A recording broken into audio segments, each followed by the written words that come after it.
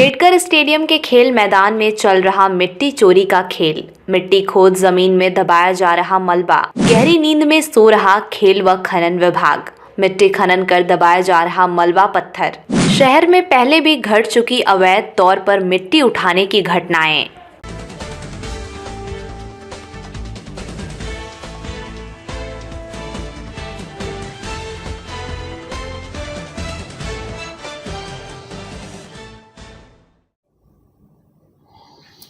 नमस्कार, जय हिंद, वंदे मातरम दोस्तों। वॉइस ऑफ भरूड़ के लिए मैं भारत नागपाल।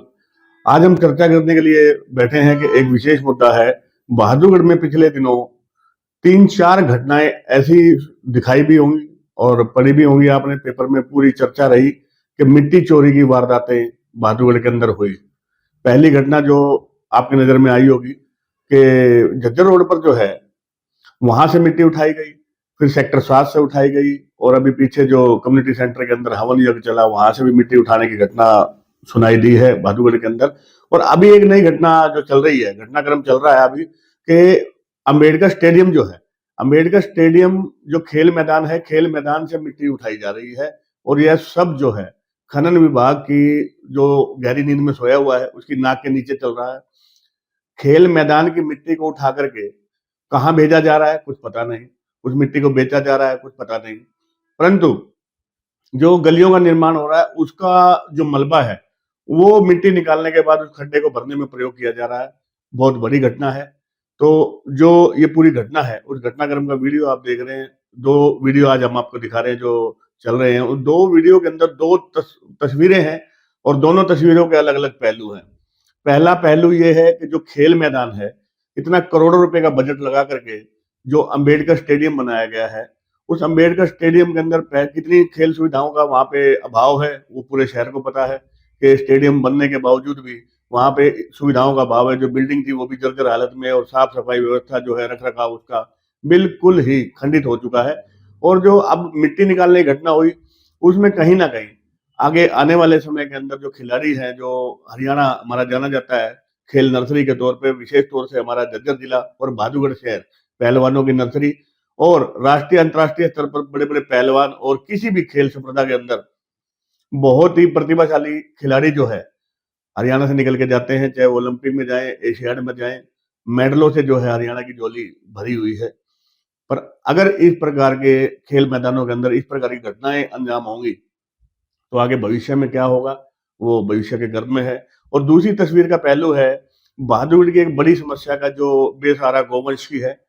और वो बेसहारा गोवंश जो है जिसको प्रशासन ने तो खैर कागजों के अंदर कैटल फ्री दिया हुआ है और कैटल फ्री करने का मतलब यह है कि शहर में कोई गोवंश नहीं है, परंतु बहादुरगढ़ का कोई भी गली, कोई भी बाजार और कोई भी ऐसी कॉलोनी या कोई भी राष्ट्रीय राजमार्ग या जो रोड है वहां करके आप कहीं भी चले जाएं, एक बड़ी तादाद के अंदर आपको गोवंश रोड पे बैठा हुआ मिलेगा, बेसहारा घूमता हुआ मिलेगा। लोगों की जान माल पे भी काफी नुकसान आया हुआ है और कई व्हीकलों पर भी, वाहन पर भी ये हमला कर चुके हैं। और अब जो ये मिट्टी उठाने का नया जो है ये चला है प्रक्रम, इसमें अब कौन दोषी है ये तो जांच का विषय है, परंतु जो लोगों की टैक्स की गाड़ी कमाई है उनके दिमाग में कई सवाल जरूर आने चाहिए। पहला सवाल जो खेल विभाग से होना चाहिए कि खेल विभाग कहाँ सोया हुआ है जो इतना बड़ा अंबेडकर स्टेडियम करोड़ों रुपए लगा करके बना है, उसके खेल मैदान से मिट्टी उठ रही है, कहाँ जा रही है वो पता नहीं। ये सवाल खेल विभाग से जरूर करना चाहिए कि खेल सुविधाओं का जो काम सुविधा देना जिनका काम है और उन्हीं की जमीन से मिट्टी को उठा ले जाता है और वो प्रशासन सोया हुआ है। दूसरा दूसरा जो होना चाहिए सवाल जो है वो खनन विभाग से भी होना चाहिए। खनन विभाग जिसको अधिकार है कि इस प्रकार की अवैध खनन जो है उसकी अनुमति के बगैर अगर कहीं हो रहा है तो वो उसके संज्ञान में जरूर होना चाहिए। अगर कहीं ना कहीं दोषी है खनन विभाग भी, अगर उसकी अनुमति के बगैर वहां से मिट्टी उठाई जा रही है तो ये भी सवाल आपके दिमाग में जरूर आना चाहिए। तो ये सवाल जो जनता के दिमाग में आने चाहिए, जनता को सवाल करना चाहिए, उसके टैक्स की गाड़ी कमाई जो है आखिर में जा कहाँ रही है। और पशुपालन विभाग जो है जिन्होंने कैटल फ्री बहादुरगढ़ को कर दिया और गाय गंगा गीता की बात करने वाली जो सरकारें बनती हैं, इनके नाम पर सरकारें बनती हैं और हरियाणा पहला ऐसा प्रदेश रहा है हिंदुस्तान का जहां पर गौ सेवा आयोग बनाया गया है। उस गौ सेवा आयोग से भी सवाल पूछना चाहिए कि जब ये नंदीशाला बनी हुई है तो इनको क्या ग्रांट मिलती है, क्या ये बेसहारा क्यों घूमते हैं, क्या इनके नाम पे सिर्फ राजनीति ही की जाती है। जो बहादुरगढ़ की नंदीशाला ये बनी है, इन्होंने जमीन जब इनको दी गई कि प्रशासन ने दी है, प्रशासन से भी सवाल करना चाहिए कि किस कारण से इनको ये जमीन दी गई थी कि बहादुरगढ़ में जो बेसहारा गौवंश है उससे लोगों को मुक्ति मिलेगी। तो पहले कहने लगे कि शेड छोटा है, उसमें 200-250 गोवंश की व्यवस्था वहां पर हो चुकी है, परंतु हजारों की संख्या में गोवंश अब भी शहर के अंदर मौजूद है। तो आखिर कब वो इतना लंबा समय होने के बाद भी आखिर कब वो ऐसा दौर आएगा जब ये सारा गोवंश वहां चला जाएगा, या ऐसा संभव है या नहीं, या उनके नाम पर भी सिर्फ जो है ये जो गतिविधियां चल रही हैं वो नाकाफी है।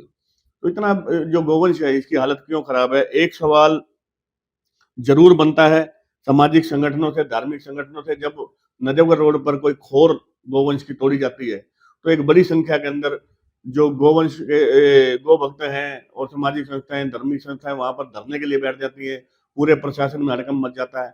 आज सवाल उन गो प्रेमियों से भी है, उन सामाजिक संस्थाओं से भी है।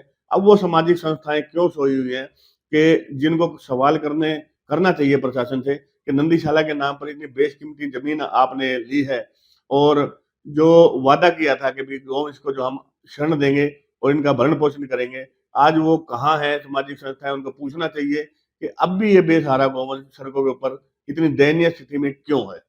आप तस्वीरों में देखिए कि कोई भी पीछे दिख रहा है कि ट्रैफिक चल रहा है, रोडों के ऊपर घूम रहे हैं, ठंड के अंदर, गर्मी के अंदर, बरसात के अंदर।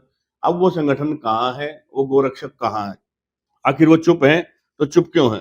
पूरा का पूरा मामला ये है जो है जांच का विषय है और हम अनुरोध करेंगे कि भाई सरकार से, प्रशासन के इस मामले की गहराई से जांच की जाए कि आखिर ये मिट्टी उठाने वाले लोग हैं कौन और कितने प्रभावशाली लोग हैं जिन्होंने ये मिट्टी उठाने की जो वहां से हिमाकत की, और मिट्टी की जगह जो गलियों से टूटा हुआ मलबा है उसको वहां पे डाला जा रहा है, इसकी भी अनुमति किसने दी और इसके पीछे पूरा क्या माजरा है, ये जांच का विषय है और जांच जरूर होनी चाहिए। और आप भी अगर बहादुरगढ़ शहर के वासी हैं और जागरूक नागरिक हैं तो आपको भी सवाल उठाना चाहिए, पूछना चाहिए कि आपके टैक्स की गाड़ी कमाई आखिर में जा कहाँ रही है।